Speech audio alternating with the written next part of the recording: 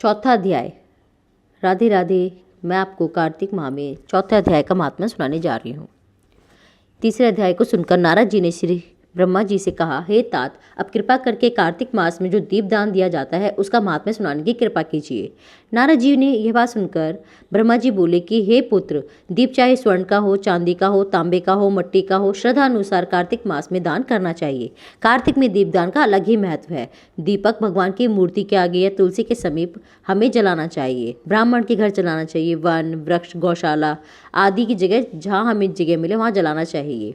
जो दीप ब्राह्मण के आगे जलाया जाता है उसे अग्निहोत्रम यज्ञ का फल मिलता है, और जो ऊंचा आकाश में दीप जलाते हैं उसे धन की वृद्धि होती है तथा बैकुंठ निवास मिलता है। दीप जलाते समय भगवान से प्रार्थना करें कि और कहें कि भगवान, आपके निमित्त यह दीपक जलाता हूँ। कार्तिक में मथुरा, माघ में प्रयाग और बैसाख में हरिद्वार में स्नान तथा निवास करें, और तो यह अति ही उत्तम है। जब सूर्य तुला, मकर, मेष राशि का हो, उसके किए जाने वाले नियम, व्रत व पूजा बहुत उत्तम फल देने वाले होते हैं। इन महीने में किए हुए व्रत, दान, शुभ कर्मों और पाप नाशों का नाश हो जाता है।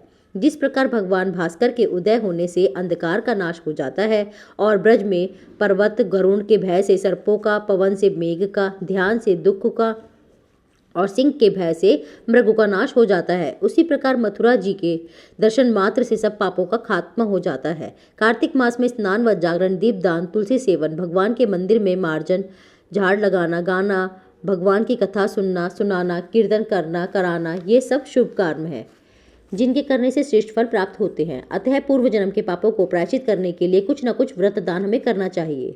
ब्रह्मा जी के मुख से कथा सुनकर नारद जी ने पूछा कि हे ब्रह्म विद्याता, पूर्व जन्म के पाप किस प्रकार जान सकते हैं, यह सुनने की इच्छा है, सो आप कृपा करके सुना दीजिए।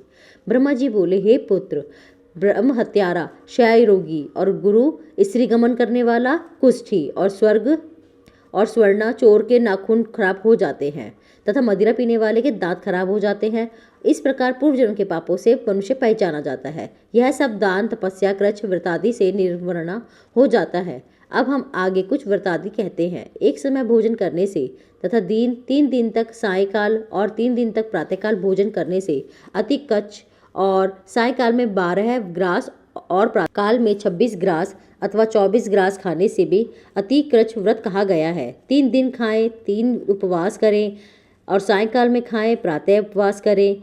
2 दिन खाएं, उपवास करें। 21 दिन के केवल दुग्ध और पानी पीते रहे। ये सब व्रत का अलग ही महत्व है। जैसा जिस पे हो सके वैसा हमें करना चाहिए। इसी प्रकार द्वादश के दिन करने से हमें कच्छ व्रत कहलाता है। तो इसी प्रकार 3 दिन तक गोमूत्र, गोबर या फिर दही, 3 दिन तक दूध, घी खाने से संतपन हो जाता है। समस्त पापों का नाश करने वाले इस प्रकार गूलर, कमल, बेल के पत्ते या कुशा का जल प्रतिदिन पीना से हमें उन कृच्छ व्रत कहलाता है। 3 दिन तक उपवास करने से पहले लिखी गई वस्तुओं को पिए तो पूर्ण कृच्छ व्रत हो जाता है। यदि पका हुआ दूध, घी एक प्रतिदिन पिए तो 1 दिन उपवास करें तो इसे तीर्थ कृच्छ कहलाते हैं। जल भी पिए, दूध पिए 3 दिन तक तो एक समय स्नान करें तो इसे तृप्त कृच्छ होता है। इसका प्रमाण पानी 8 तोला दूध, 12 तोला घृत, 4 तोला चाहिए। कार्तिक शुक्ल चतुर्दशी को भगवान का पूजन करना चाहिए। उस रात्रि को उपवास करके जल में स्थित हो कर हमें पेट जल कृच्छ कहलाता है। इस व्रत को करने से बैकुंठ को प्राप्त हो जाते हैं। जो शुक्ल पक्ष की एकम से प्रतिदिन 1 ग्रास बढ़ाता और कृष्ण पक्ष में 1 ग्रास कम करता है तथा अमावस्या को कुछ भी नहीं खाता है तो यह चांद्रायण व्रत कहलाता है। 1 ग्रास 2 तोले का होता है।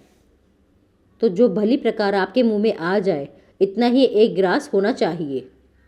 यह व्रत समस्त पापों को नाश करने वाला है। यदि स्त्री व्रत करे तो अपने पति की लंबी आयु की कामना करे और भगवान की प्रार्थना करे। उसी दिन भोजन भी नहीं करना चाहिए। आंवले या तुलसी का पूजन करना चाहिए। व्रत समाप्ति के निमित्त ब्राह्मण को गौदान करना चाहिए। इस प्रकार व्रत करने से व्रत करने वाला भगवान को अति प्रिय होता है और वह परम पद को प्राप्त होता है। चतुर्थ अध्याय समाप्त। राधे राधे।